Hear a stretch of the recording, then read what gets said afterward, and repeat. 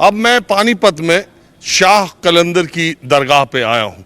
एक मान्यता है कि पूरी दुनिया में 2.5 कलंदर हैं, जिसमें पहले पानीपत के शाह कलंदर आते हैं। ये उनकी दरगाह है और आसपास के इलाकों में, पानीपत के इस इलाके में इस दरगाह की इतनी मान्यता है, चाहे वो हिंदू धर्म को मानने वाले हों, चाहे मुस्लिम धर्म को मानने वाले हों, चाहे किसी धर्म के हों, इनके प्रति आप कलंदर का मतलब सूफी संत हुआ और वो यहीं के रहने वाले थे और उनकी जो उनके बारे में जो मान्यता है उसको लेकर के यहाँ बहुत सारे लोग आते रहते हैं।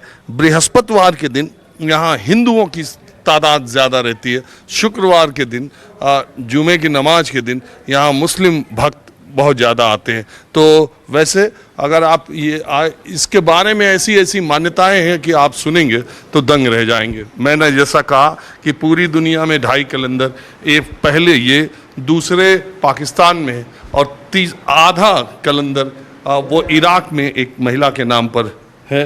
तो मैं आपको दरगाह दिखाता हूँ और इसके बारे में आप इस दरगाह को देखिए। जैसा मैंने कहा, ये कुरान की आयतें हैं लिखी हुई ऊपर।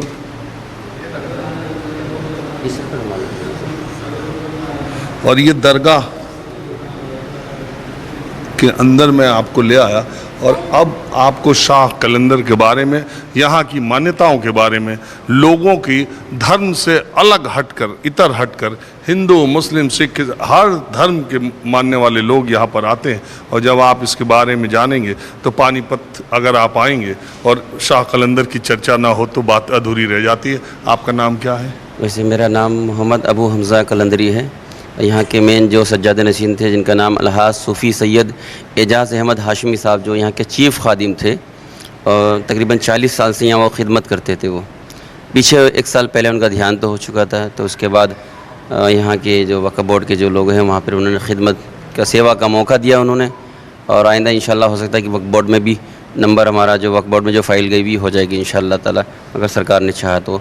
आइए अंदर पे चलते हैं, पहले अंदर चलते हैं। पहले आस्थाना अंदर है, हज़रत बारगाह हज़रत शाह शरफुद्दीन बू अली शाह कलंदर रहमतुल्लाह ताला अलैह, उनके जिगरी दोस्त हज़रत मुबारक अली शाह रहमतुल्लाह अलैह। आपका कौल है कि आने वाला पहले मेरे पास आए, फिर मेरे यहाँ हाजिर। चलिए आप उनको पहले दिखाइए जो मान्यता है। अच्छा, ये जो दुनिया भर में 2.5 कलंदर की बात कही जाती है, पहले आप जी दूसरे पाकिस्तान में, तीसरा राबिया बसरी कलंदर बसरा इराक में है। वो आधा उनको कहा जाता है, वो लेडीज़ है इसलिए उनको आधा कलंदर कहा जाता है। पूरे हिंदुस्तान में पहले कलंदर आप हैं, पूरी दुनिया में 2.5 कलंदर हैं।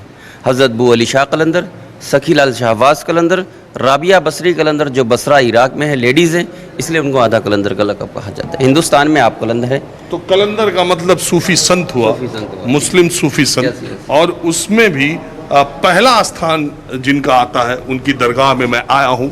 और आप देखिए, ये जो आप मैं दिखा रहा हूँ, ये उनके शाह कलंदर के दोस्त हुआ करते थे। उनका नाम क्या था? इनका नाम हज़रत मुबारक अली शाह रहमतुल्लाह अलैह। आप जो है बादशाह गयासुद्दीन बलबल जो थे उनके साहबजादे हैं। बादशाह गयासुद्दीन बलबल वक्त का बादशाह था, उसकी कोई औलाद नहीं थी। तो किसी ने कहा कि बादशाह गयासुद्दीन बलबल, आप वक्त के तो बादशाह हो और आपकी कोई औलाद तो है नहीं, आप जब तक ज़िंदा हो आपकी बादशाह जब तक चलेगी, आपके मरने के बाद क्योंकि आपकी औलाद है ही नहीं, आपकी बादशाहत ख़त्म हो जाएगी। तो फिर किसी ने कहा कि आप जाइए हज़रत बू अली शाह कलंदर की बारगाह में, आप वहाँ मन्नत मांगिए, दुआ मांगिए। हो सकता है कि अल्लाह की बारगाह में, हज़रत की बारगाह में आए और अल्लाह से दुआ मांगे, खाली तो जाएंगे नहीं आप। तो आप आए यहाँ हज़रत की बारगाह में, दुआ मांगे कि हज़रत आप मेरे लिए दुआ फरमाइए कि मेरी 2 औलाद पैदा हों, एक औलाद आपको दे दूँ, दूसरी मैं लेकर जाऊँ। तो कुछ दिन बाद बादशाह गयासुद्दीन बलबल की 2 औलाद पैदा हुई। एक का नाम रखा मुबारक, दूसरे का नाम रखा खुर्रम।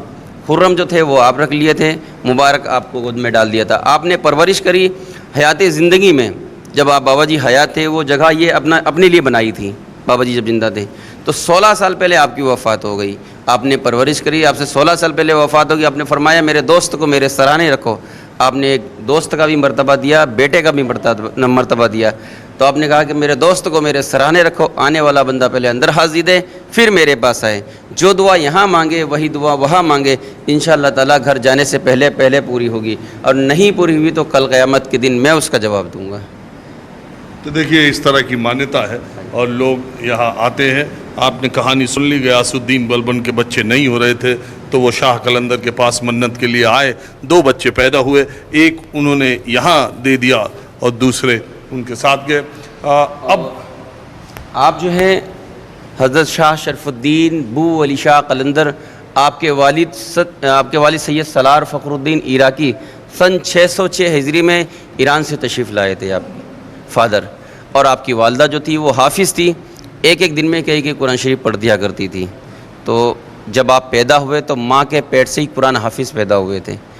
और देखिए बात ये भी है कि एक मान्यता जो यहाँ पानीपत के लोगों के बीच में है कि यमुना में बहुत बाढ़ आती थी और ये पूरा इलाका तबाह और डूब जाता था। तब शाह कलंदर ने इन्होंने एक तपस्या की और उसके बाद यहाँ से करीब 12-14 किलोमीटर दूर यमुना चली गई। और उसके बाद 1980-82 में एक बार बाढ़ आई और स्थानीय लोग ये आते हैं कि वो बाढ़ पानीपत की तरफ आ रही थी, लेकिन कुछ दूर देहरी पर पहुंचने के बाद वो दिल्ली की तरफ मुड़ गई। उसके बाद कभी पिछले 500-600 सालों में यहाँ बाढ़ नहीं आई, ऐसी मान्यता है। तो और दूसरी बात ये है कि जैसा मैंने आपको कहा कि दिन के हिसाब से, यानी गुरुवार को यहाँ हिंदू धर्म के लोग ज़्यादा आते हैं और जुमे के दिन मुस्लिम धर्म के लोग। तो ये मान्यता हिंदू धर्म और हिंदू मुस्लिम का कोई भेद यहाँ पे नहीं। यहाँ पर अल्हम्दुलिल्लाह कोई भेदभाव नहीं, यहाँ सब आपस में प्यार मोहब्बत, हिंदू मुस्लिम सिख ईसाई सब आपस में प्यार मोहब्बत करते हैं। और लोग भंडारा लंगर का इंतज़ाम सब प्यार मोहब्बत से करते हैं। यहाँ पर हर मुस्लिम धर्म है, कोई भी धार्मिक स्थान, कोई किसी का कोई व्यवहार नहीं है यहाँ पे। अच्छा, यहाँ इस दरगाह में और ख़ास बात बताऊँ, मन्नत के लिए यहाँ ताला बांधा जाता है। ये देखिए, यहाँ जो भी लोग आते हैं मन्नत के लिए ताला बांधते हैं। और यहाँ आप देखेंगे तो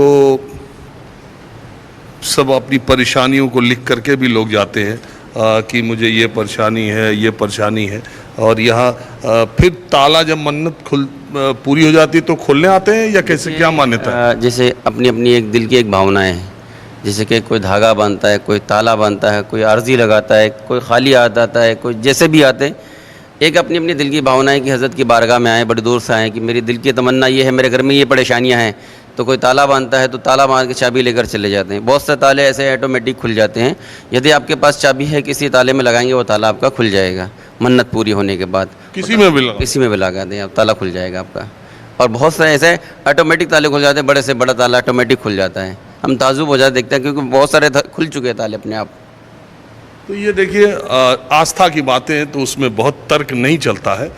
इस तरह की यहाँ आस्था है। और मैं आपको बता दूँ, ये जो इस दरगाह के बारे में भी एक मान्यता है, वो ये कि इसे एक रात में जिन्नों ने इस दरगाह को बनाया था।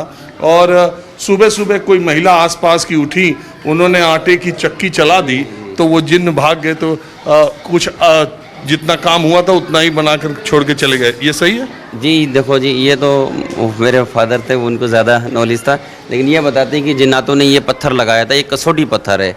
यहाँ किराने के नवाब थे, नवाब जहांगीर, नवाब मुकर्रम अली खां। तो किराने के वक्त के नवाब थे, उन्होंने जिन्नातों का इलाज किया हुआ था। तो जिन्नात का जब इलाज किया, जब जिन्नात की औलाद पैदा हुई तो आपने फरमाया कि क्या पेश करो, तो फिर उन्होंने कुछ फरमाइश पेश करी। तो उस फरमाइश में ये कसौटी के पिलर आए। तो ये जमुना के अंदर ये पिलर थे, तो फिर उन्होंने आके ये कसौटी के पिलर ला के कदमों में लगा दिया गया आपका। ये कसौटी का पत्थर वो है जो आप देखते होंगे कि सोने चांदी का व्यापार करने वाले जो लोग हैं वो सोने और चांदी की शुद्धता की परख के लिए, नकली या असली के लिए एक पत्थर रगड़ते हैं, जिससे पता चलता है। वो पत्थर छोटा छोटा लोग रखते हैं। यहाँ पूरा का पूरा छः पिलर ही उसको कसौटी पत्थर बोलते हैं। ये 2 हाफ पूरे हैं यार, ये हाफ लगे हुए हैं। इसकी एक और मान्यता है, जिस तरह ये सोने को परखता है, तो इससे अंदर जाने वाले ज़ायरीन भी पता चलते हैं कि अंदर किस नियत से जा रहा है और किस नियत से बाहर आ रहा है। जिस तरह ये सोने को परखता है कि असली नकली की पहचान, यहाँ पर इंसान को ये पत्थर परखता है कि यह इंसान किस नियत से अंदर जा रहा है और किस नियत से बाहर आ रहा है। तो चलिए, मैं इसलिए